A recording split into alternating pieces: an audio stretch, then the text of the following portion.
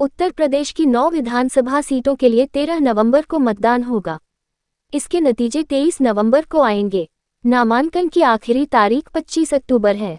ऐसे में सभी राजनीतिक दलों ने अपने अपने उम्मीदवारों का ऐलान कर दिया है।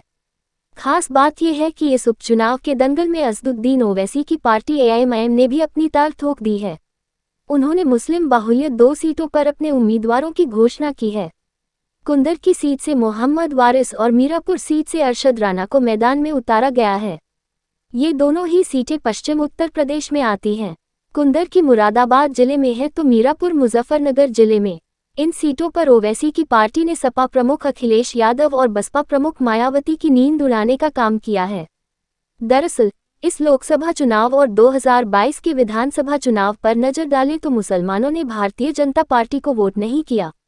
लोकसभा चुनाव में ये वोट एक मुश्त सपा कांग्रेस के पक्ष में गया और विधानसभा चुनाव में सपा बसपा को। ऐसे में असदुद्दीन ओवैसी की एंट्री होने पर मुसलमान वोट में बंटवारा देखने को मिल सकता है, जिसका सीधा नुकसान अखिलेश यादव और मायावती को होगा। एक तरफ जहां ओवैसी ने मुसलमान उम्मीदवार उतारे हैं तो सपा बसपा ने भी मुसलमान उम्मीदवारों पर ही अपना भरोसा जताया है। मीरापुर सीट पर सपा ने पूर्व सांसद कादिर राणा की बहू सुंबुल राणा को मैदान में उतारा है और बसपा ने शाहंजर पर भरोसा किया है। इतना ही नहीं, चंद्रशेखर आजाद की पार्टी आसपा ने भी मुसलमान कैंडिडेट जाहिद हुसैन को उतार दिया है। इस सीट पर विपक्ष की पार्टियों ने मुसलमान उम्मीदवारों पर दांव खेला है तो सत्ता पक्ष की बात की जाए तो ये सीट गठबंधन के तहत आरएलडी के खाते में गई है और उसने अभी उम्मीदवार घोषित नहीं किया है। इसी तरह कुंदर की सीट पर भी विपक्षी दलों ने मुसलमानों पर विश्वास जताया है। हालांकि समाजवादी पार्टी ने अपने उम्मीदवार की घोषणा अभी नहीं की, लेकिन उम्मीद जताई जा रही है कि हाजी रिजवान को पार्टी टिकट दे सकती है। बहुजन समाज पार्टी की ओर से रफतुल्ला को अपना उम्मीदवार घोषित किया है। वहीं चंद्रशेखर की आसपा ने हाजी चांद बाबू को कैंडिडेट बनाया है। इस सीट पर भी मुसलमानों के बीच लड़ाई देखने को मिलेगी।